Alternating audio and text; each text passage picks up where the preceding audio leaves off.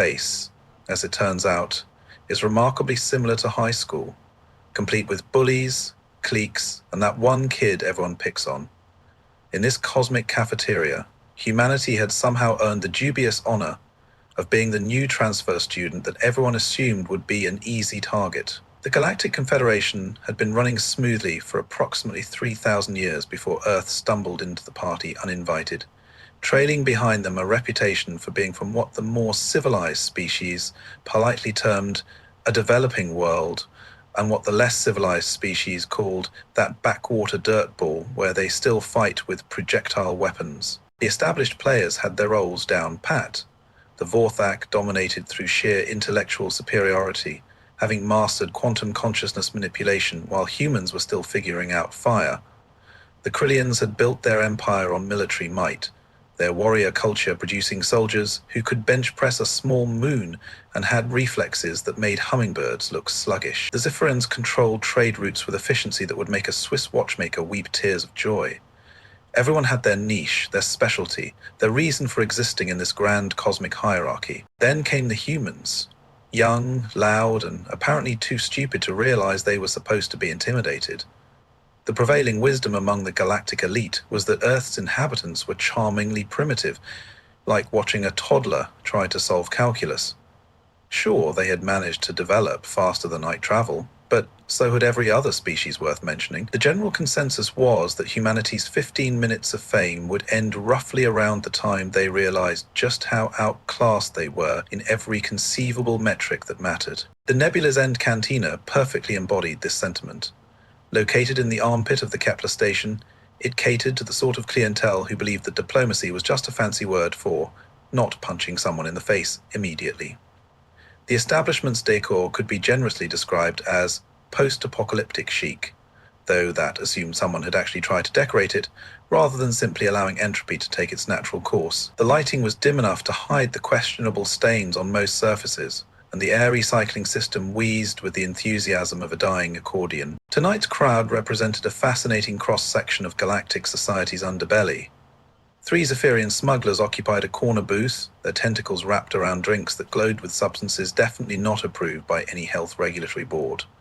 A pair of Vorthak information brokers sat at the bar, their oversized craniums pulsing with soft blue light that indicated they were simultaneously holding 17 different telepathic conversations while appearing to stare blankly at their beverages. And dominating the center of the establishment, like they owned the place, which, given their propensity for violence, they effectively did, sat a squad of Krillian mercenaries. The Krillians were exactly what central casting would order if someone needed aliens who looked like they bench-pressed starships for fun. Standing roughly 8 feet tall with skin that resembled granite mixed with bad intentions, they possessed the kind of natural armor that made military engineers weep with envy. Their leader, a particularly scarred specimen whose chest bore more battle honors than a museum display, was regaling his companions with tales of their recent campaigns across the Outer Rim. The story involved something about pacifying a rebellion on Altair 7, using nothing but harsh language and the occasional strategic genocide. Those Altarians thought they were tough, the commander rumbled, his voice carrying the authority of someone who had personally introduced entire civilizations to the concept of extinction. Lasted maybe 2 hours before they started begging for mercy, not like those Centauri warriors. Now there was a species that knew how to die with dignity. His subordinates nodded appreciatively, occasionally contributing their own anecdotes about the various creative ways they had dispatched enemies across the galaxy. The conversation had that comfortable rhythm of professionals discussing their craft, like plumbers talking about particularly challenging pipe configurations. Except their craft involved significantly more dismemberment. The cantina's atmosphere was thick with the kind of testosterone-fueled bravado that made reasonable beings nervous and smart beings scarce. The Krillians had established their dominance through the simple expedient of being the most dangerous things in the room, and everyone else had tacitly agreed to this arrangement by virtue of preferring to keep their internal organs internal, which made the entrance of the human girl all the more remarkable. She walked in like she owned the place, which was either remarkably brave or spectacularly stupid. The distinction, as it turned out, would prove to be entirely academic. She appeared to be in her early 20s by human standards, dressed in what could generously be called casual wear. Simple pants, a jacket that had seen better decades, and boots that looked like they had personally walked across several continents. Her hair was pulled back in a practical ponytail, and she carried herself with the kind of easy confidence that suggested she had never encountered a situation she couldn't handle. The cantina's ambient noise level dropped approximately 30 decibels as every patron turned to stare at the newcomer.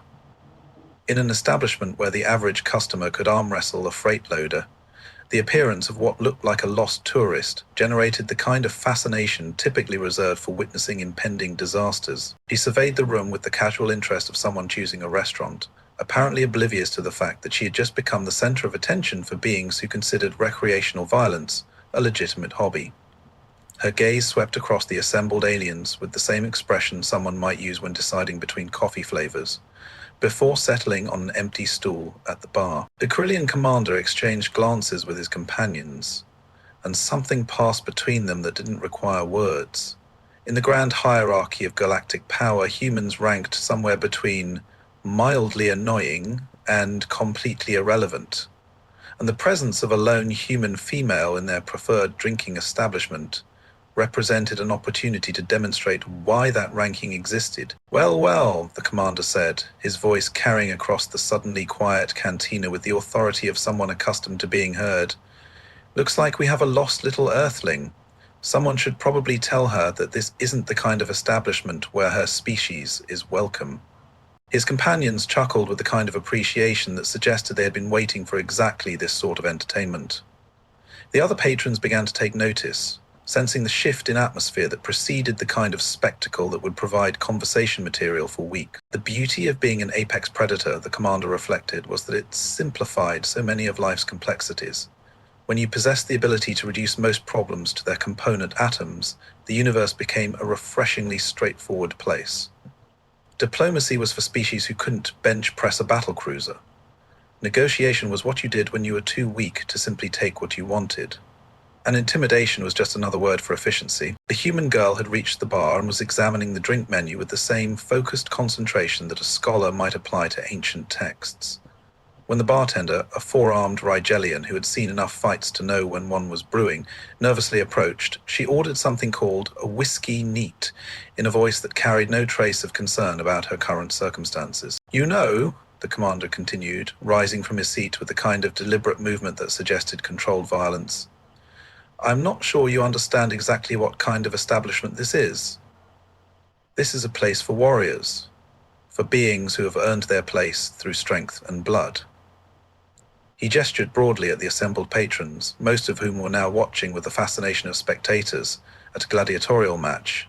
"This isn't some tourist destination where your kind comes to sample exotic beverages and take pictures for social media." His companions spread out with the practiced efficiency of a hunting pack, blocking potential escape routes while maintaining the illusion of casual conversation.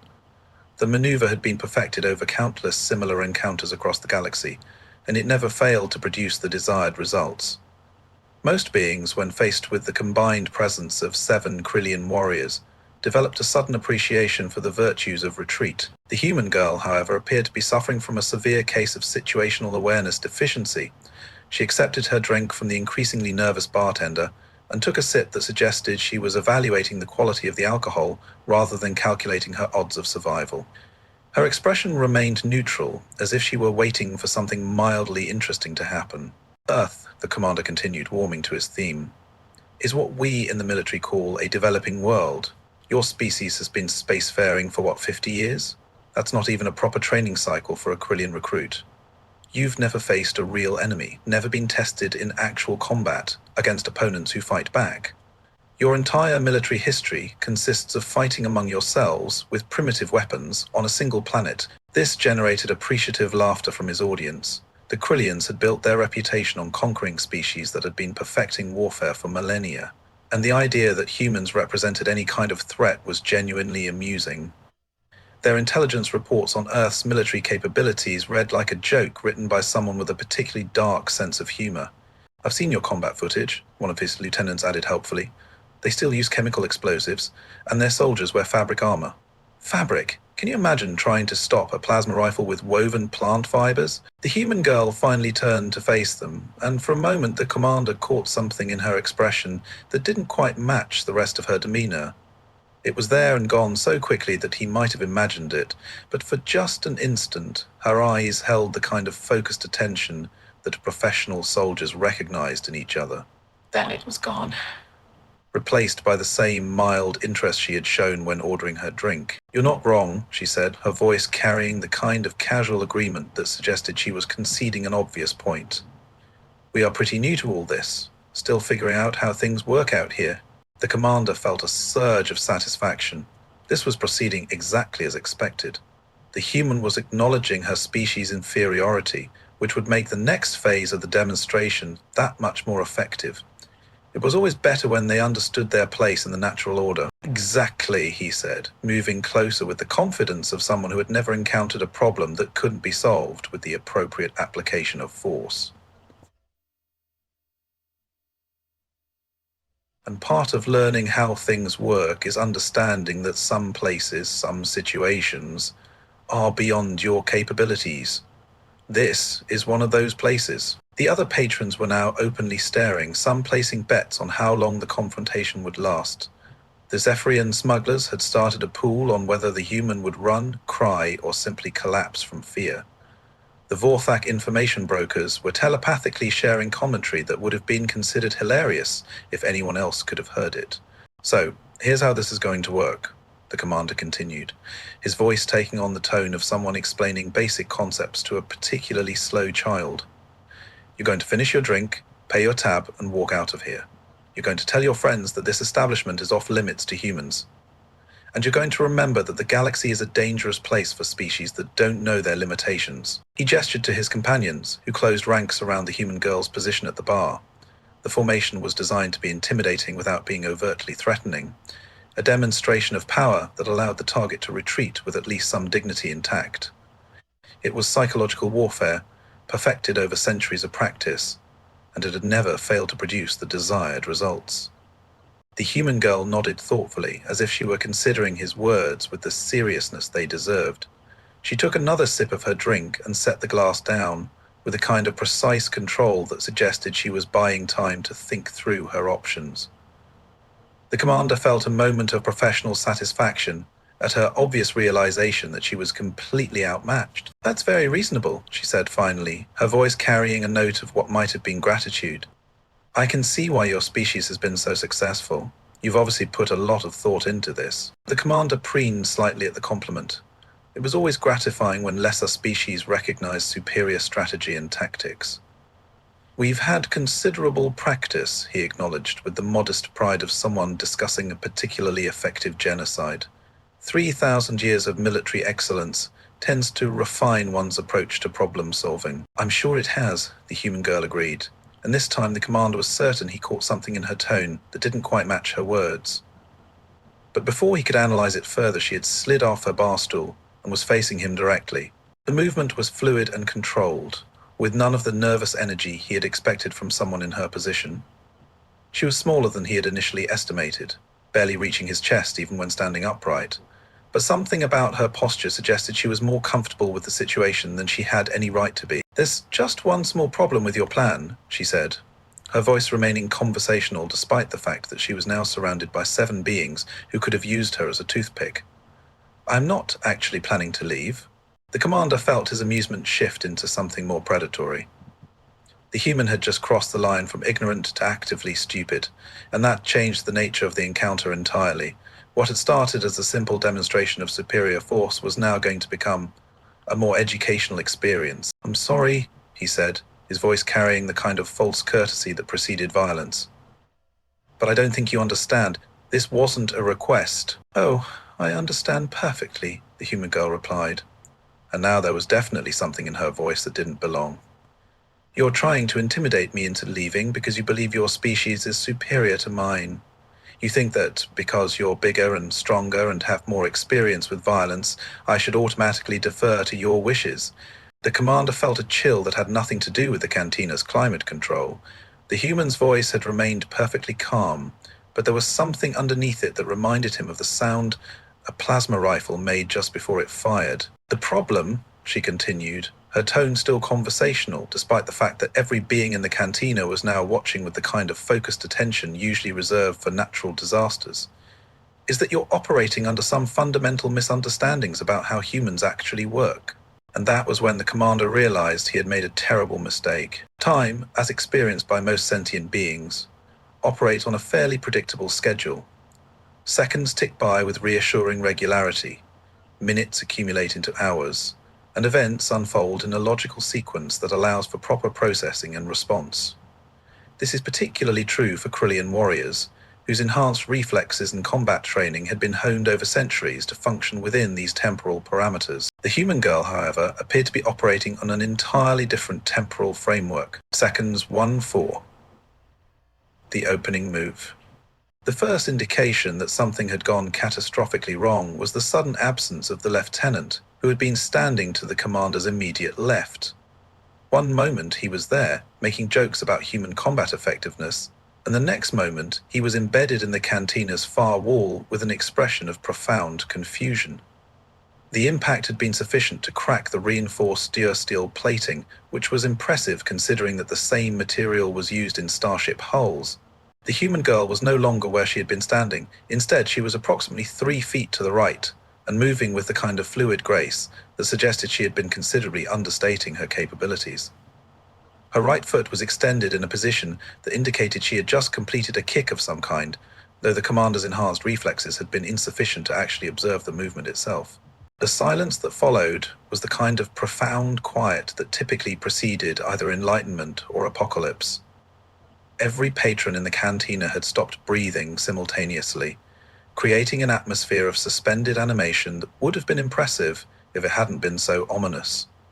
The Zephyrian smugglers' tentacles had gone completely rigid, their betting pool forgotten in the face of something that violated their understanding of basic physics. The remaining 6 Krillian warriors began to move with the kind of coordinated response that represented 3,000 years of military evolution. They had trained for situations where opponents might prove more capable than initially assessed, and their formation shifted to accommodate this new tactical reality. Unfortunately, their training had been designed for opponents who operated within the same temporal framework as everyone else in the galaxy. Segments 5A, Systematic Dismantling. The second lieutenant discovered that human combat techniques apparently included concepts not covered in any military academy curriculum.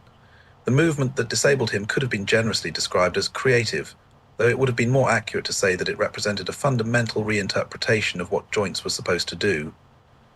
His scream cut through the cantina's silence with the authority of someone experiencing entirely new categories of pain. The human girl had somehow relocated again, this time occupying a position that should have been impossible given the physical constraints of the situation. She was moving through the formation of Krillian warriors like water flowing around obstacles, except that water didn't typically leave obstacles writhing on the floor in states of profound anatomical reorganization. The third warrior attempted to grab her, which proved to be an educational experience about the limits of Krillian durability. The human girl's response involved a series of movements that combined elements of dance, surgery, and what could only be described as aggressive physical therapy. The result was a Krillian warrior who was experiencing the novel sensation of having his own arm used as a weapon against him. The commander felt the first stirrings of something he hadn't experienced in approximately 2 centuries. Genuine concern. His warriors were among the most feared combatants in the galaxy, trained from birth in the arts of warfare and enhanced with the best military technology available. The idea that a single human female could pose a threat to them was so absurd that he was having difficulty processing what he was witnessing. Seconds 9-12, the commander's turn. The commander finally overcame his shock and entered the engagement with the confidence of someone who had personally ended 3 separate interstellar conflicts. His combat experience spanned multiple star systems and included victories against opponents who had been considered impossible to defeat. He was, by any reasonable metric, one of the most dangerous beings in the galaxy. The human girl treated him like a minor inconvenience. His first attack was a precision strike designed to disable rather than kill, a testimony to his professional restraint and tactical awareness. The move had been perfected through decades of practice and had never failed to produce the desired results.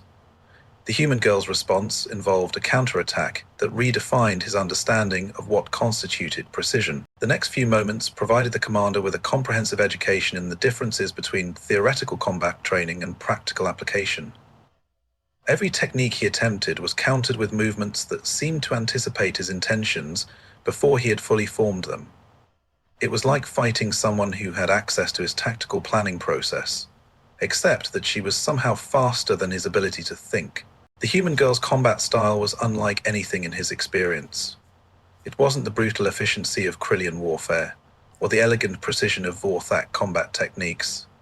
Instead, it was something that seemed to blend elements of violence, artistry, and what could only be described as creative problem-solving.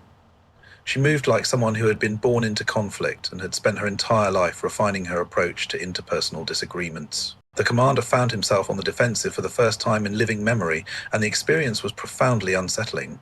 His enhanced reflexes and centuries of training were insufficient to compensate for the simple fact that his opponent was operating according to rules he didn't understand.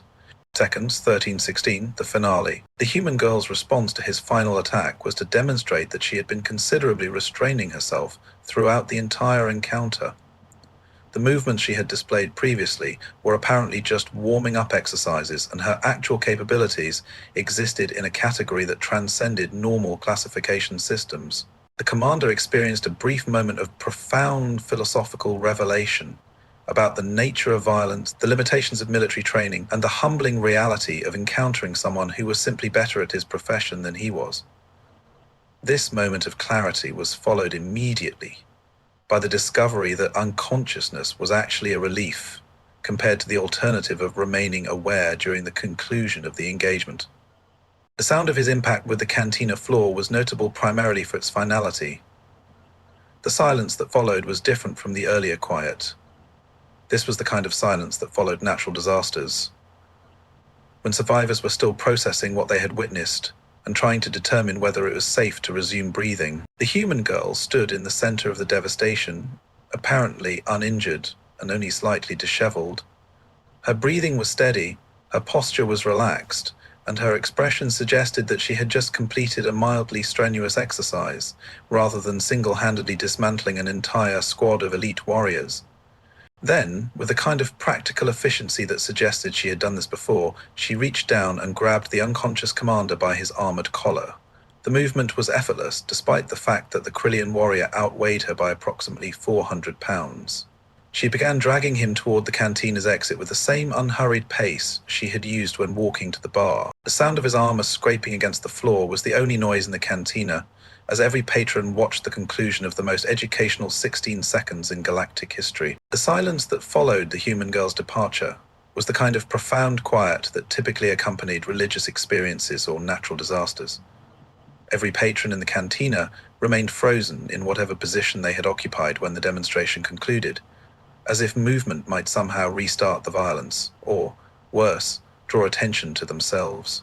The Zephyrin smugglers' tentacles remained rigid with shock, their betting pool forgotten in the face of something that had fundamentally altered their understanding of probability. The bartender, a four-armed Rigelian who had witnessed everything from bar fights to full-scale riots during his decades of service, was the first to break the silence. His voice carried the kind of reverent whisper typically reserved for sacred ceremonies or discussions of the profoundly impossible. Did that just happen? He asked, his multiple appendages gesturing vaguely at the devastation that had, moments before, been a squad of elite Krillian warriors. Did a human female just single-handedly destroy 7 of the most feared fighters in the galaxy? The question hung in the air like a theological proposition awaiting divine clarification. The assembled patrons exchanged glances that conveyed volumes of unspoken communication, all of it centered around the growing realization that they had just witnessed something that violated several fundamental assumptions about the nature of reality. One of the Zephyrin smugglers, his tentacles finally beginning to relax, spoke with the kind of careful precision that suggested he was still processing what he had observed. "I've been traveling the galaxy for 300 years, he said, his voice carrying the authority of someone who had seen everything worth seeing. I've witnessed Vorthak mind warriors reduce entire armies to catatonic states. I've seen Krillian champions tear through battalion-strength formations without sustaining a scratch. I've watched Centauri death dancers move like living weapons through enemy formations." He paused, his tentacles twitching with the kind of nervous energy that indicated profound philosophical uncertainty. "I have never seen anything like what that human just did. She didn't just defeat them, she made it look effortless. like she was demonstrating basic concepts to slow students. The implications of this observation began to percolate through the cantina's atmosphere like a slow-acting poison. The patrons were beings who had spent their lives operating according to a clearly defined hierarchy of power and capability. The Krillians were apex predators. The Vorthark were intellectual superiors. The Zephyrians were master manipulators. And humans were the new kids who hadn't yet figured out their place in the cosmic order. Except that assumption had just been systematically disproven through direct physical demonstration. The intelligence reports on Earth, one of the Zephyri smugglers said slowly, his tentacles beginning to curl with a kind of agitation that indicated growing alarm, described humans as primitive, inexperienced, technologically inferior. But what if the reports were wrong? What if they were deliberately misleading? The question hung in the air like a challenge to everything they thought they knew about the galaxy's newest members. The intelligence reports had been compiled by some of the most sophisticated information-gathering operations in known space, and they had all reached the same conclusion. Humanity was a minor species, with limited capabilities and no significant military potential. But if a single human female could single-handedly destroy an elite Krillian combat unit, what did that say about the rest of her species? Think about it. One of the Vorthark information brokers continued, his cranium now pulsing with the kind of rapid patterns that indicated he was accessing vast databases of information. Humans come from what they call a Deathworld, a planet where the environment itself is actively hostile to life. Their entire evolutionary history has been shaped by constant conflict, not just with each other but with their environment itself. The implications of this statement began to sink in with the kind of gradual horror that accompanied the realization of profound miscalculation. The assembled patrons had grown up on worlds where the greatest threats were other sentient beings operating under civilized rules of engagement. They had never experienced the kind of existential pressure that came from living on a planet where the weather could kill you, the wildlife was actively predatory, and survival required constant vigilance. And their military history, the bartender added, his voice carrying the kind of grim realization that suggested he was beginning to understand the full scope of the situation. They've been fighting wars on their home planet for their entire recorded history, not just conflicts between civilizations, but constant total warfare involving entire populations. They've perfected the art of violence not as a profession, but as a survival mechanism. The silence that followed this observation was different from the earlier quiet.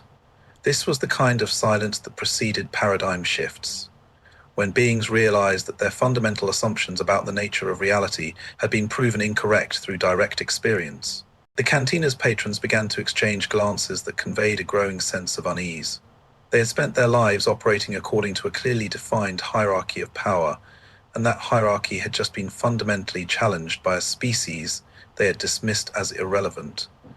The comfortable certainties that had governed their understanding of galactic civilization were crumbling in the face of evidence that suggested humanity's true capabilities had been systematically underestimated. As the implications of the evening's events began to sink in, the assembled beings realized that they had witnessed something more significant than a simple bar fight.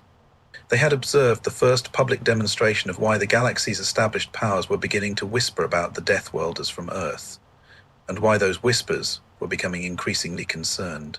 The universe, it seemed, had been operating under a fundamental misconception about humanity's role in the cosmic order. While the established species had spent millennia perfecting technology, diplomacy, and civilization, humans had been perfecting something far more practical: the art of surviving in a universe that was actively trying to kill them. And as the human girl had just demonstrated, that particular skill set translated remarkably well to other environments.